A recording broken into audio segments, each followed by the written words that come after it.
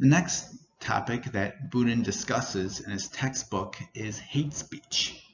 A hate speech refers to verbal or written attacks on people that target them because of their group membership, where this at least includes race or ethnicity, and may well include other characteristics like religion, gender, and sexual orientation.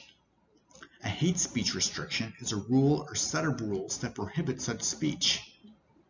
A hate speech restriction is a policy by which a government or university singles out a set of verbal or written attacks that target people by race and prohibits them because they are verbal or written attacks that target people by race.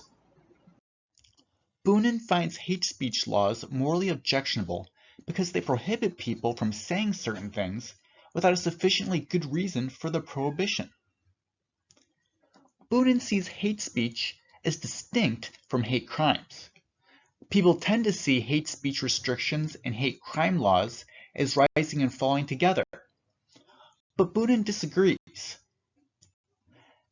Now, a popular justification in favor of hate speech laws is that hate speech is threatening. Boudin says justifying hate speech restrictions based on hate speech being threatening is impaled on the horns of a dilemma. Either the appeal is unconvincing, because not all hate speech is threatening, or hate speech is inherently threatening, and there are already laws to prohibit threatening people. An example of not all hate speech being threatening is the N-word being used as a threat in some, but not all cases. An elderly white woman in a wheelchair shouting the N-word at a group of healthy young black men poses no threat to their well-being. An objection to Boudin saying that not all hate speech is threatening is that non-threatening uses of hate speech contribute to an environment that leads to hate speech flourishing. Boudin sees this as having implications that all would reject. For example, a student saying that abortion is morally on par with murder can't reasonably be construed as a threat against anybody, but it could provide motivation to inspire other people to make and carry out threats against those who provide abortions. Since we agree that a student should have a legal right to say that abortion is murder, even if we disagree with his opinion, we should reject the objection that non-threatening uses of hate speech lead to threatening uses of hate speech when it comes to justifying hate speech laws. Another argument in favor of hate speech laws is that fighting words that tend to incite an immediate breach of the peace can be unobjectionably morally restricted. Therefore, so can hate speech. Boudin says the problem with this objection is it permits people to make otherwise protected expression forbidden simply by making themselves incited to breach the peace by it. It seems morally problematic to give people the right to engage in such selective censorship. Imagine being forced to cancel your egalitarian picnic because a group of racists made a point of showing up just so they could be incited to violence by proclaiming the virtues of racial equality. Boudin says a second worry about the fighting words doctrine concerns its implications for personal responsibility. It deprives the victim of the responsibility to respond peacefully. Boudin says the hate speech laws based on fighting words only protects those who are strong enough to retaliate and breach the peace, while a nun, monk, or elderly woman who does not have the strength or will to retaliate are left unprotected. Another argument in favor of hate speech laws is that hate speech involves words that wound. Those on the receiving end of hate speech can be deeply wounded. Victims can receive feelings of humiliation, isolation, self-hatred, mental illness, heightened blood pressure, hypertension, rapid pulse rate, difficulty breathing, nightmares, even suicide and financial harms. Boudin says the problem with introducing a new category of hate speech based on the fact that words can wound is that it would ban too many things that should not be banned. For example, someone who tells their brother he hates him and never wants to see him again. Or another example, Most would agree that pro and anti-war protesters should be legally permitted to shout traitor or murderer when they engage one another at rallies, even though saying these words can deeply wound the individual it's aimed at. A criticism of Boonin is that one can think of sorts of cases where speech is so horrific and the grief that follows so devastating that government intervention can be justified. Boonin responds that one can sue someone for intentional infliction of emotional distress without the need to construct hate speech laws.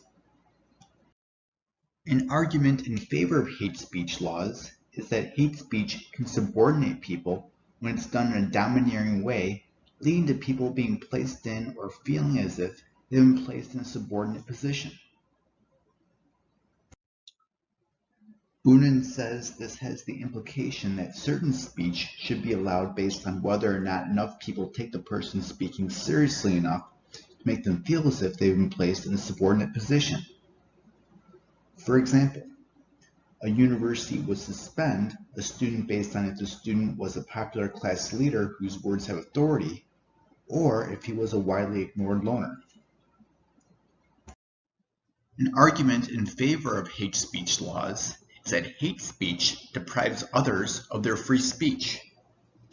Hate speech has a silencing effect that discourages those it's aimed at from speaking up for themselves. In the end, hate speech leads to fewer people being compelled to speak freely. In response, Boonin says there are examples of speech having a silencing effect on those it is aimed at that nearly everyone agrees should not be banned. For example, a preacher from the pulpit saying in the strongest terms that abortion is murder. This makes a woman in the congregation who would otherwise be inclined to voice her concern reluctant to do so.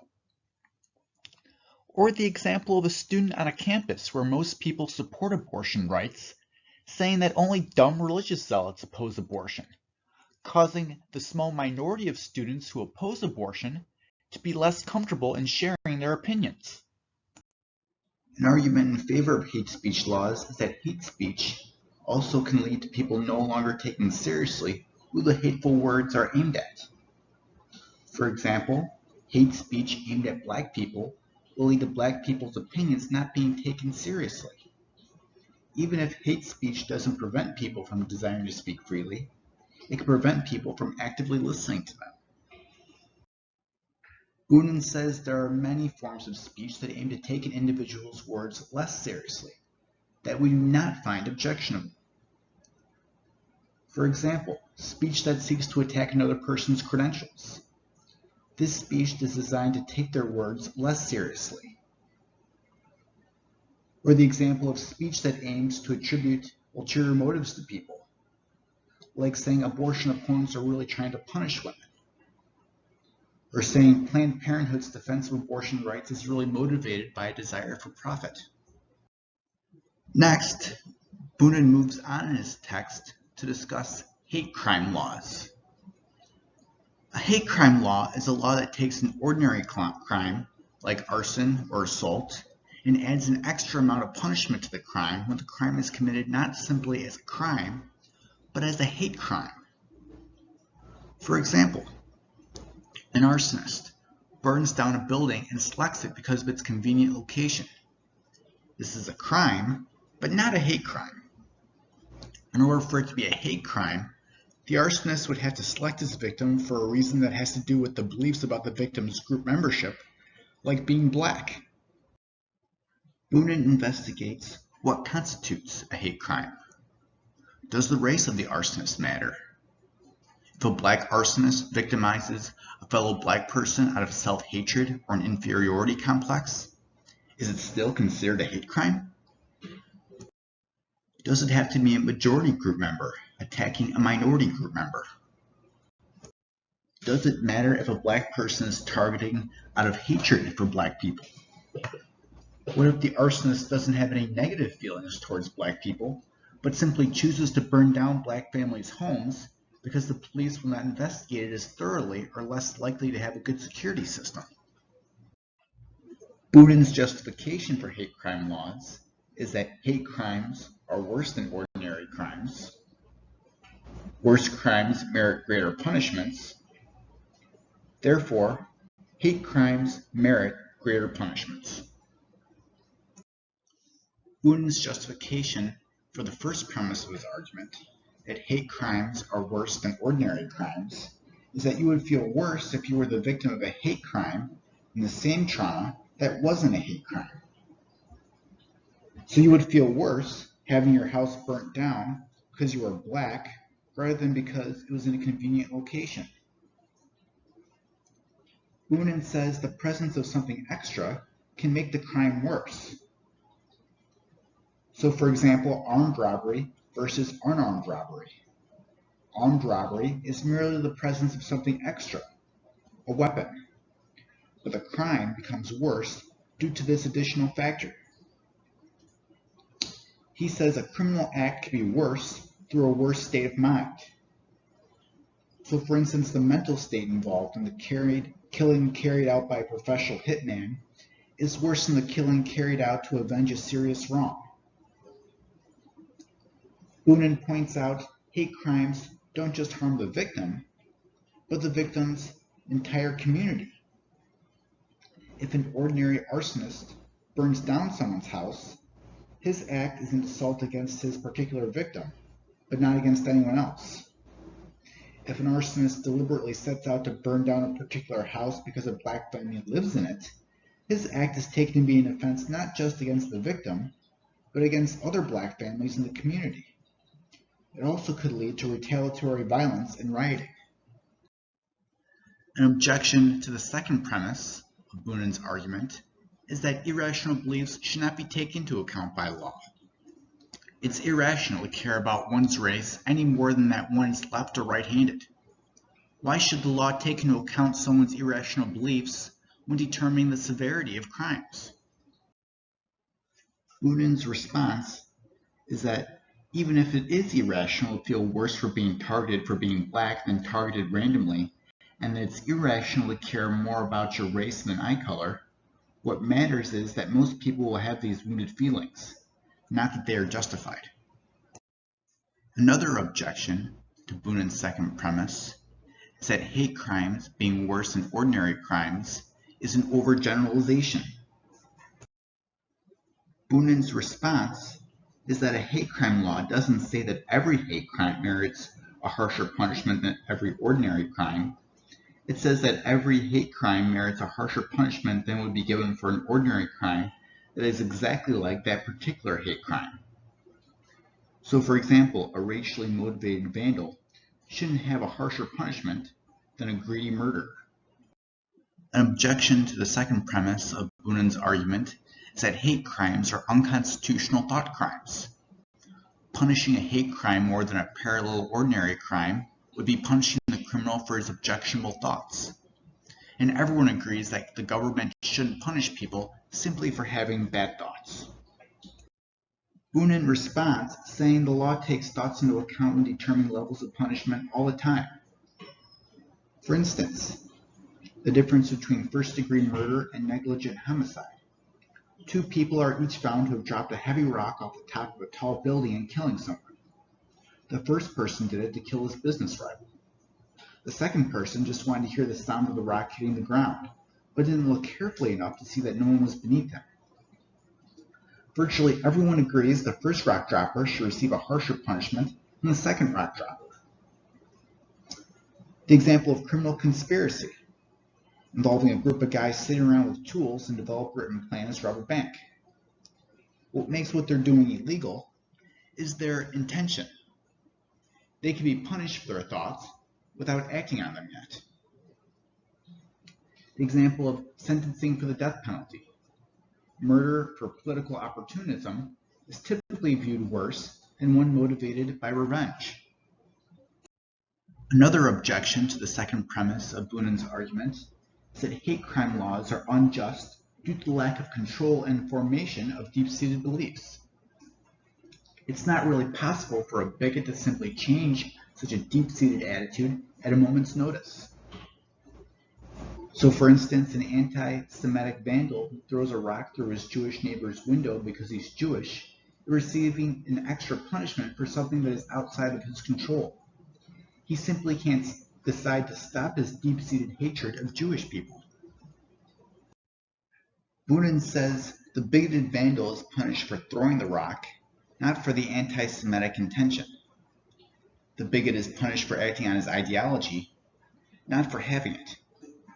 There are a variety of cases where the law adds extra punishment for factors that are beyond the offender's control the moment that he freely chooses to violate the law. For instance, with repeat offenders, at the time they commit the crime, they have no control over whether it would be their first offense. Or the example of provoked versus unprovoked assault. The person has no control over whether or not the stranger had provoked him, but does have control over hitting him. Thus, the arsonist who targets by race gets a greater punishment not because he has objectionable beliefs, but because he selects his victims in a manner that is objectionable. Another objection to Boonin's second premise is the double jeopardy objection, that hate crime laws punish a person twice for the same crime. The arsonist who targets by race receives a 3-year sentence for burning down a black family's house, and an additional 2-year sentence for the very same act with the intent behind the act. Boonin responds that hate crime laws don't punish the assaulter once for assault and then a second time for prejudice assault. They simply punish him once for prejudice assault and punish him more for it than they would with ordinary assault. Another objection to Boonin's second premise is the enforcement of hate crime laws could inhibit people from expressing their ideas. Anyone who expresses hateful ideas could have their hateful expressions used as evidence that any ordinary arson or ordinary assault was really a hate crime rather than an ordinary crime. Boonin sees it as extremely unlikely that the average bigot will hesitate before speaking because what they say will be used against them in their sentencing when they commit future felonies. The law could also simply adopt a rule that renders evidence of such previous statements inadmissible in court. If hate crime laws should be rejected because they may discourage people from expressing certain unpopular views, then anti-discrimination laws should be rejected for the same reason, says Boonin. Should we get rid of anti-discrimination laws because it prevents employers from voicing their bigoted comments towards blacks? Of course not. An objection to Boonin's second premise is that hate crime laws are impractical since juries can only guess the motives of criminals. Boonin acknowledges it can be difficult for a jury to decipher the motives and intentions of a criminal. However, if we can't have laws where juries have to guess the motive of criminals, we would have to get rid of laws dealing with anti-discrimination and laws pertaining to breaking into a person's house to steal rather than get out of the rain. These all involve a jury determining intention. An objection to the second premise of Boonin's argument is what groups merit special protection? Crimes motivated by religion, race, national origin, sexual orientation, etc. should involve harsher punishment. But where's the line drawn? Do we give out harsher punishments for those who burn down a house because it ends in an even number, or because they like grapes? Boonin says people don't identify with their addresses or food preferences in the way most people identify with their race. Boonin acknowledges the difficulty of knowing precisely what crimes count as hate crimes. A thug who assaults people because they're homeless, a high school bully who attacks nerds? Does Scientology or atheism count as a hate crime based on religion? Boonin says this isn't a reason to reject hate crime laws because line drawing difficulties exist. Line drawing difficulties exist in the entire law. For instance, with anti-discrimination law, or consent in rape cases, or self-defense and murder. The next topic that Boonin takes on in his text is racial profiling. Racial profiling is defined as the use of race as at least one factor in determining how thoroughly to investigate people, independent of any questions about how they are treated when they are investigated. Typically, race is used as one factor among many others, including sex, age, physical appearance, type of clothes and jewelry, presence of tattoos, demeanor, etc. Boonin acknowledges there are many examples of abusive police behavior that occur when there is racial profiling used on the police force. An example would be unreasonable search and seizure, with a cop telling a young black man to empty his pockets and backpack when all he is doing is walking down the street of a white neighborhood. Boonin is looking at the subject of racial profiling in itself, theoretically independent of abuses that occur. Boonin makes the distinction between irrational racial profiling and immoral racial profiling. To say that racial profiling is irrational is to say that it is an ineffective policy and should be opposed for those reasons. To say racial profiling is immoral is to say that even if racial profiling is reasonable, it is unethical nonetheless and should be rejected because it is immoral. Boonin argues that racial profiling is rational. He says that blacks, on average, are more likely to commit certain types of crimes than other races, and it's rational for police to adopt policies that will enable them to apprehend more offenders. To support the first premise of his argument, Boonin says that while black Americans make up approximately 13% of the population, they account for 27.9% of all arrests, including 36.8% of all arrests for weapons violations and 34.5% of all drug abuse violations.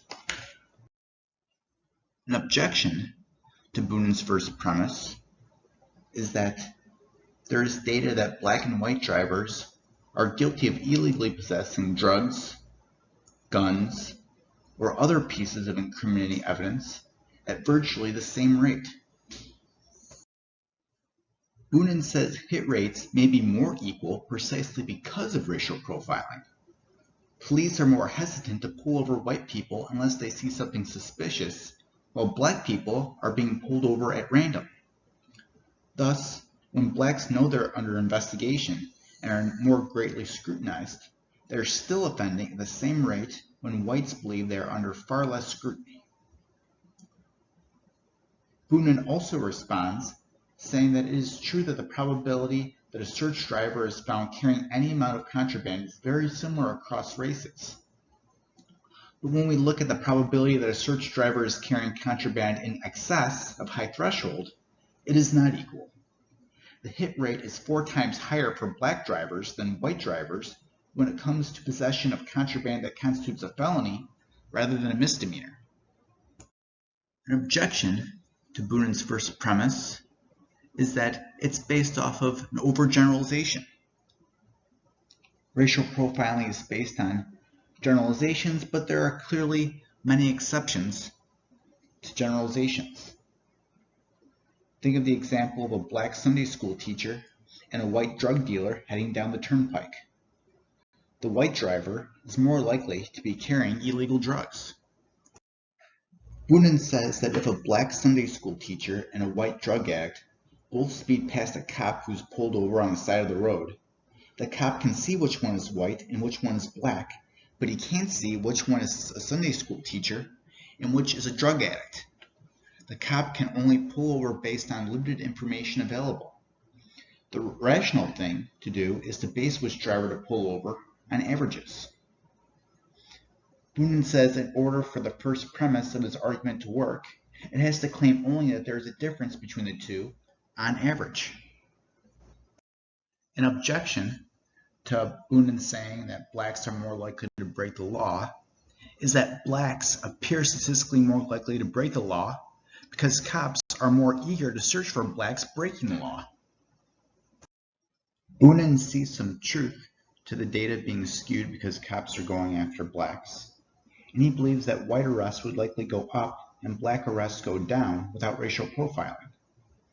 However, Boonin thinks there would still be significantly more black than white crimes of particular types if there was no racial profiling. He justifies this through crime reports on robbery, assault, and rape, where the victim is able to give a description of the offender. Roughly twice the amount of Black Americans are committing these crimes as the population as a whole. An objection that Boonin addresses is that decreased scrutiny of whites leads to higher white crime. The decreased scrutiny of white people will encourage a greater number of white people to break the law who otherwise would not break it and get away with it due to the lack of scrutiny. On average, Black Americans who break the law are more likely to be doing so because they see themselves as having few alternatives.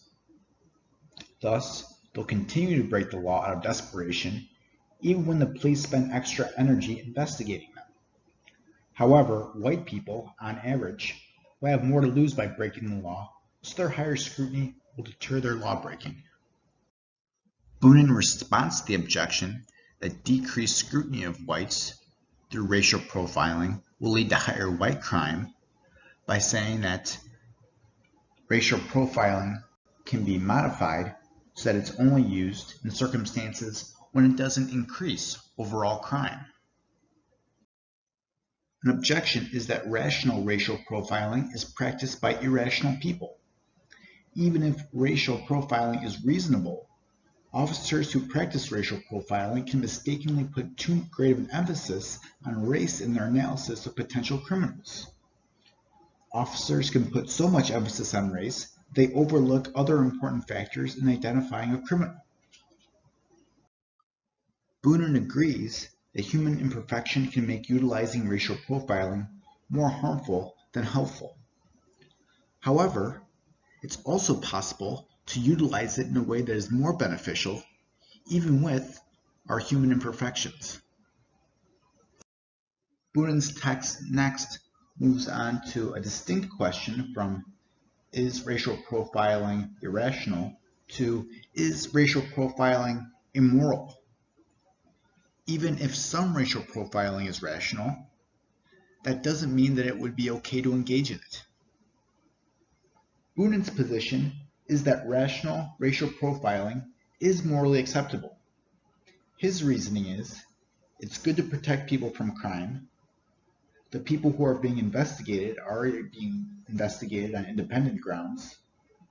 And placing extra scrutiny on people of certain races is acceptable because there may not be enough time to investigate everyone or every person with equal thoroughness. An objection to Boonin's position that racial profiling can be morally acceptable is that racial profiling violates human right to freedom from unreasonable search and seizure.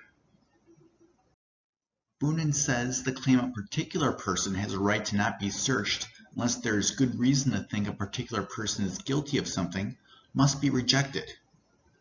For example, airports thoroughly search each person without reason to believe that person is guilty of any crime. Many airports have a policy of randomly picking out a select subset of people passing through and subjecting them to a substantially more thorough search. And virtually everyone agrees that this is morally acceptable, even though there is no reason to believe they are guilty of a crime.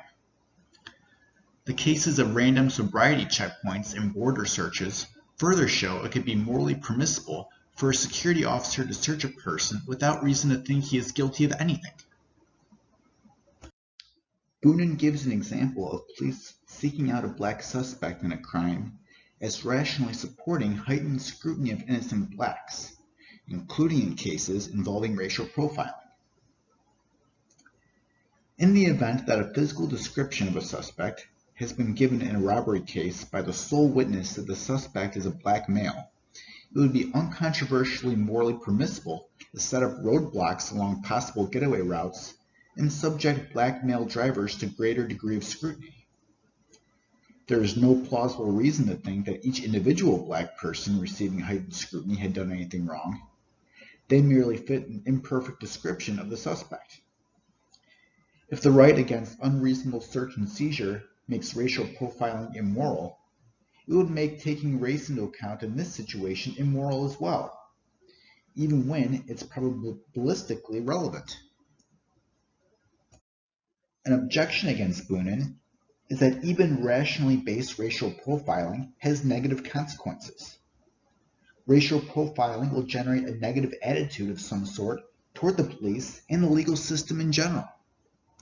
Black Americans will feel resentment for being treated with such scrutiny. Black people may feel discouraged from moving around in public for fear of being unjustifiably targeted by the police. They may be deterred from living in a predominantly white neighborhood. Black jurors may be less likely to believe the sworn testimony of police officers.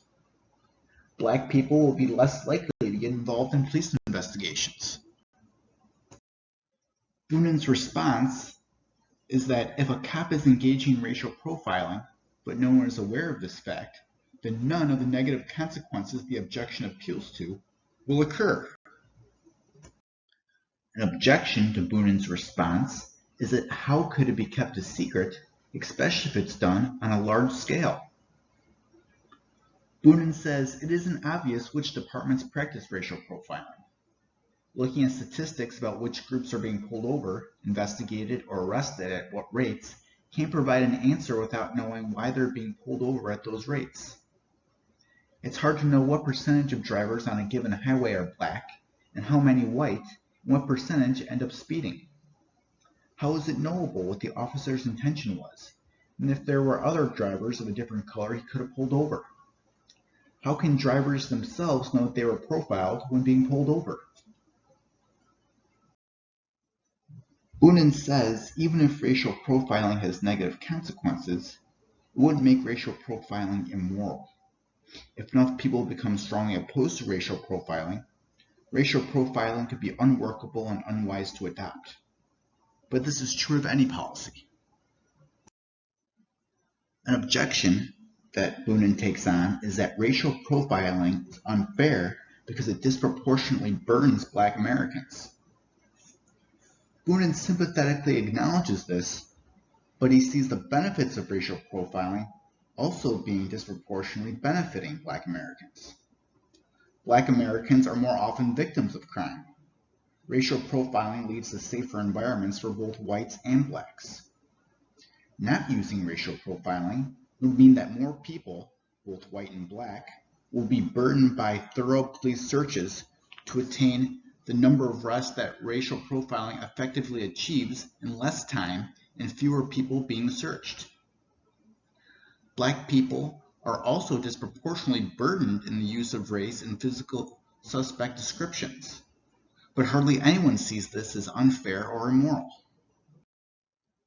An objection is that racial profiling disproportionately places Black Americans in prison.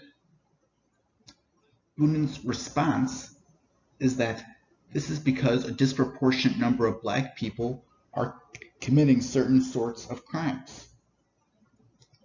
He says the goal is to reduce the rate all people are breaking laws, not to reduce how many Black people get caught in order to even the playing field.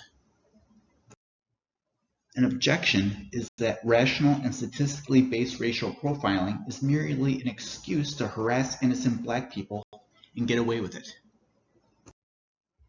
Boonen says that even if people utilize rational racial profiling to harass innocent Black people and get away with it, this objection fails to show that there is anything wrong with racial profiling in itself. Boonen says even though it can be demonstrated that racial profiling is morally permissible, it does not follow from that racial profiling is morally obligatory. While the state has a special obligation to protect its citizens from crime, there is not a moral obligation to engage in racial profiling. A parent is obligated to care for a young child, but that doesn't mean the parent must do every little thing possible to ensure the child's safety. The state has a duty to protect its citizens, but it can still provide a high level of safety without racial profiling. For example, to protect its citizens, the state could add extra police cars on the road to gain more arrests instead of adopting racial profiling.